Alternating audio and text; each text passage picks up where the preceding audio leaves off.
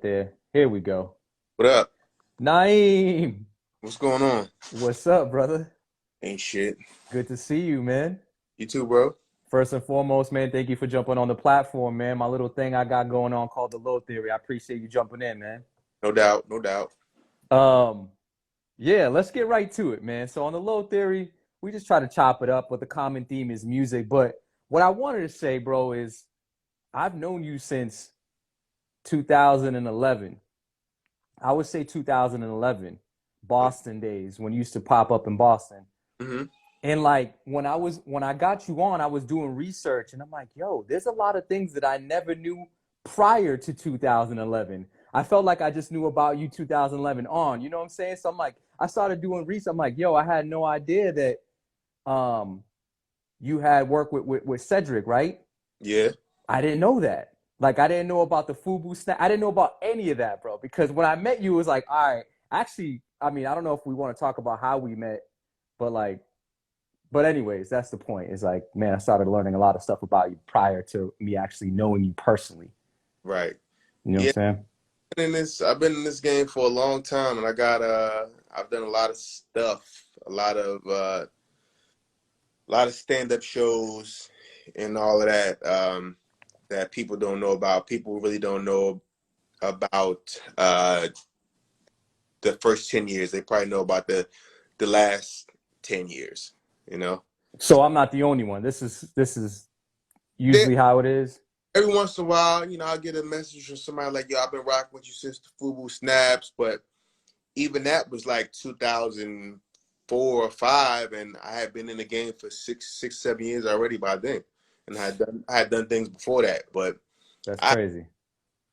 my TV appearances in my first few years, I had locks, so people probably didn't even, didn't Right. unless you knew me, Right. same person. Yo, and that's funny, man, because you always remain a very humble dude. So when I met you, you pulled up at the store and you were just like, "Oh yeah, yeah, I'm here doing a show," but Hmm. you didn't say what you were doing. I'm here for a show. I'm like, okay, cool. This is a cool guy. Let me chop it up with him. And then every time you would come in, you're like, "Yeah, I'm just here for a show," but I never asked you questions about it. And then Right. one day you're like, "Yeah, yeah, I got this gig with Kevin Hart, man. He's gonna come by." And in my mind, I'm like, "Yeah, all right, dog, whatever, man. I don't believe this dude." And then he brought him by several times. I'm like, okay, Yeah. Naeem, but you just kept things so quiet and humble, man. And I feel like maybe that's another reason why cats never really knew about before. I don't know. It's just maybe the way you carry yourself in a sense. I mean, it's crazy you say that because people that don't know me, they think the opposite. They think I'm not humble, but being a lot of times being quiet or introvert, people associate that with cockiness, or they think, oh, he think he's too good. But I just kind of keep to myself. No, But that's real. yeah, I don't know, man. I don't know. Maybe I don't. Maybe it's nothing about me that sticks out for people to remember. I don't know. Like a lot of times, granted, Spank is 6'5" and he has a very look, but Right, right.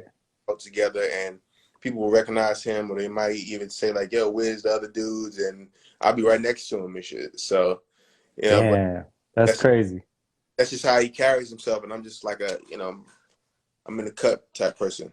Right, right. You were born March 15th, no? Yep. And I was born March 16th, man. So we have the similar personality traits for sure, bro. Yeah, Yo, who tells better jokes? Naeem with the dreads or Naeem with the fade? yeah. uh, Back then, it was just straight observation. It was creativity. I didn't have many life experiences, so it was just like just being funny and creative. I think I had some good jokes back then, but now I would say the difference is now I can take something that's not necessarily funny and try to make it into a joke, whereas then I had to wait for a funny idea to pop in my head, and then I just told it. So Right. I would say I'm better now. And you feel like as a comedian, having life experiences definitely elevates your jokes. Is that a good thing to have for sure? Absolutely. That's what as a comic people want to know about you. Hmm. And there's a lot of comics that do observational comedy, and they just tell random jokes, and that's great live because you know the live show is based off your energy. But for somebody to go home and watch it on TV, it has to translate through the TV, and people want to kind of follow a story. So yeah, being personal and telling people having life experiences is definitely going to make you a better comic. Word. Now, follow up to that, like I've seen you at smaller comedy clubs, and then I've also seen you perform in stadiums. Right. Legit. Arena. Right, arenas, pardon me.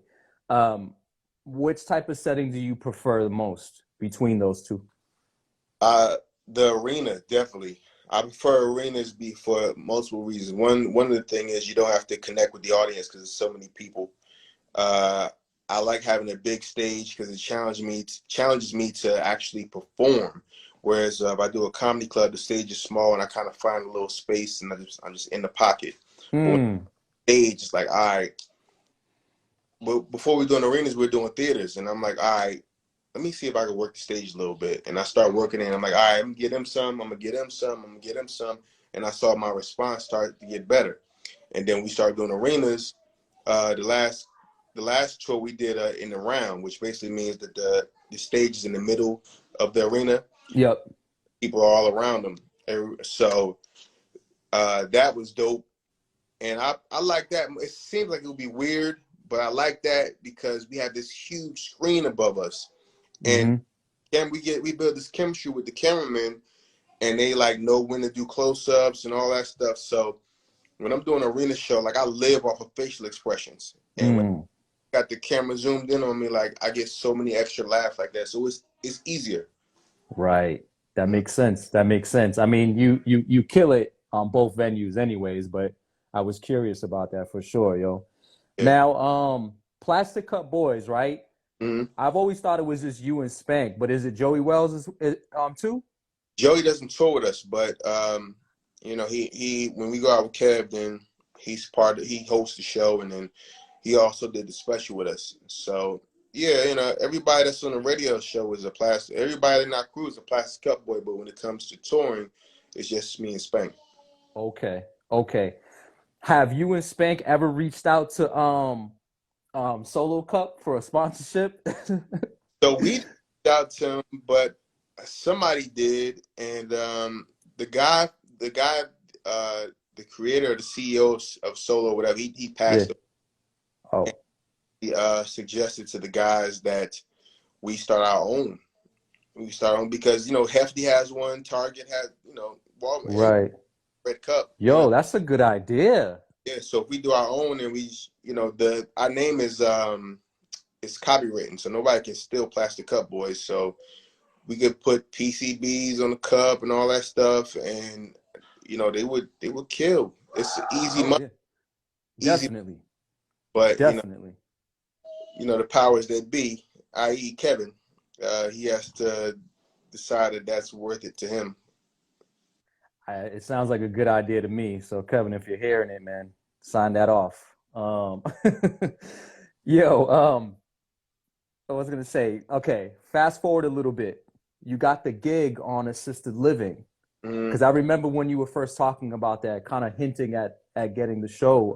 And now it's back for season 2. Congratulations. right. How's that whole thing been being on a sitcom? So you play the dad, right, on the show? Mm. How has that been? Because I know you've done other acting gigs, but what is the difference between this one, those, and in this sitcom?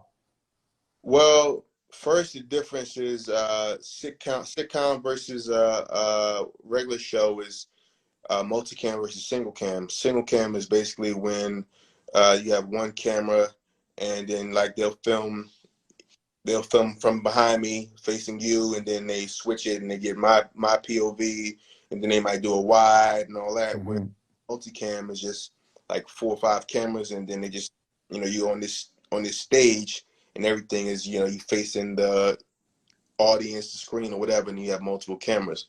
So that was the first adjustment, and then the second adjustment was just kind of just like the pace that we were filming at was like foreign to me, so I had to get used to that. And then I also had to kind of find my funny in this show because I'm kind of like the straight man, you know.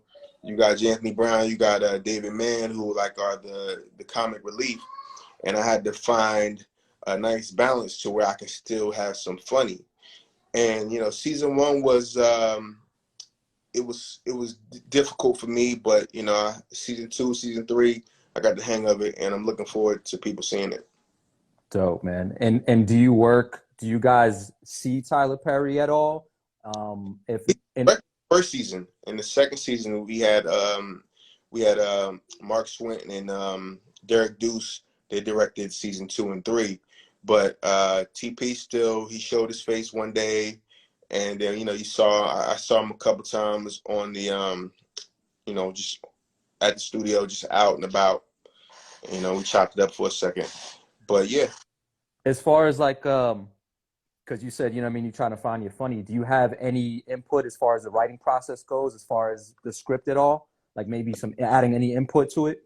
So it's funny you asked that because I actually wanted to submit an episode. I wanted to write an episode for season three, but you know I was bullshitting, and then it was too late. But I'm gonna try to write a couple episodes for season four.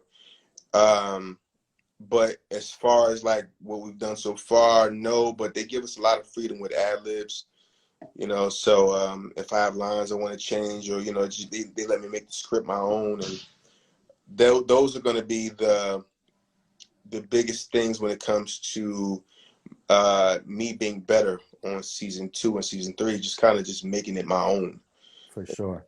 instead of being verbatim to the script. Right. Exactly. That's definitely it's definitely gonna elevate your character for sure. Yo, how's the Straight to the Heart been doing? If you know, and for those who don't know, who don't listen to that, tell them about that. So Straight from the Heart is our serious radio show. It comes on every Tuesday and Thursday at 7 p.m. Eastern time and 4 p.m. Pacific.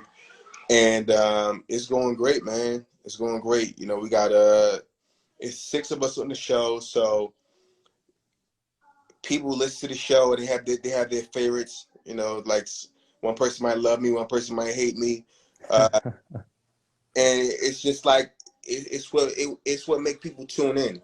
When you Yeah. favorites, then you listen to one person that you can't wait for them to say some stupid shit or for you to yell at your radio. And it's just a great chemistry because we already did this for free before we started doing radio. Right. You know. Right. Right. Is that your daughter in the background? Yeah, man. That's what's up. I love the fact that you put her on the live, man. You have her roast people. That's hilarious. Right. Teaching her young. Oh man. But yo, that's it, man. We keep it short and concise. I just wanted basically my fan base to get to know you a little bit better because they might not be familiar with you. Mm-hmm. Do you have anything that's going on besides the show, besides the upcoming seasons? Anything else that you're working on? Well, we just shot our special, like I said. That'll be on Netflix, and I'm assuming what's this, May? Maybe by in the summer, July, August, if they You get it. said you said you're special. You're saying the Plastic Cup Boyz? It's Plastic Cup Boyz. It's Kevin Hart presents. So I don't think we really fully discussed it yet, but I'm assuming it's going to be kind of like how Tiffany Haddish is doing her presents, and then every comedian has their own episode. Right. So probably going to do it like that. That would be ideal, instead of somebody have to sit through a whole hour and a half comedy special. You can watch one at a time, come back. I like that. That makes sense. Mm-hmm. Okay, brother. Let me think. Anything else going on? No, not entertainment related. No, that's it.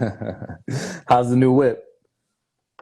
So I've only driven it like twice. It's in the shop right now. I'm getting my wheels done. It'll be out tomorrow, and I'll be posting a video. So yeah, That's what's up, man. Nah, it's looking very dope though. It's enjoying float, man. right, Any luxury car you get is going to have a nice drive to it.